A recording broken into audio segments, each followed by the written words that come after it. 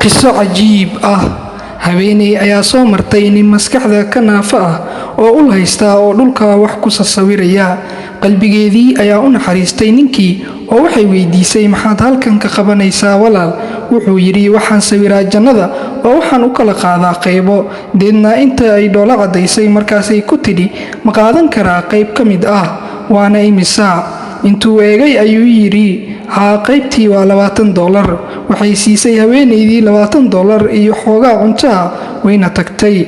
Habeenkii markay seexatay waxay ku aragtay riyo iyada oo jannada ku jirta.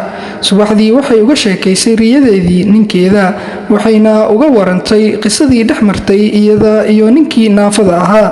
Ninkii ayaa soo kacay oo u tegay ninkii si uu qayb uga soo iibsado jannada uu dhulka ku sawirayo. Markaasuu ku yiri, waxaan doonayaa inaan iibsado qayb jannada ka mid ah. Waana imisa? Ninkii wuxuu yiri, anigu ma iibiyo janno. Ninkii wuu yaabay oo wuxuu ku yiri, shalay waxaad xaaskeyga ka iibisay qayb $20 ah. Ninkii waalna wuxuu yiri, xaaskaagu jannada kuma doonaynin $20, laakiin waxay dhowraysay oo ilaalinaysay aniga qalbigayga iyadoo ii naxariisanaysa. Adiguna waxaad doonaysaa oo keliya jannada. Jannaduna ma laha qiimo go'an, sababtoo ah soo gelitaankeedu waxaa lagu helaa kabidda iyo ilaalinta qalbiyada.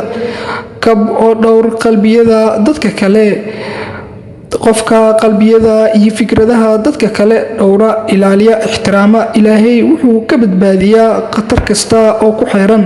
Ninkii isagoo ilmeynaya gartayna inayna wax siintu ahayn muhiim, laakiin ixtiraamka iyo dhowrista qalbiyada dadku tahay guusha, ayuu iska tegay gurigiisii. Shay dhib yar oo aad janno ku heli aan ku sheegay waa saliga nabigeena Muhammad sallallahu alayhi wasallam. waxaad inaga daawanaysaan channelkeena Sirta Maanta. fadlan haddii aad ka heshay muuqaalkan like saar, sidoo kale la wadaag asxaabtaada oo share garee, naguna soo biir oo subscribe dheh channelka. waad ku mahadsan tahay la socoshada iyo daawashada fiidiyoyada aynu halkan soo gelino.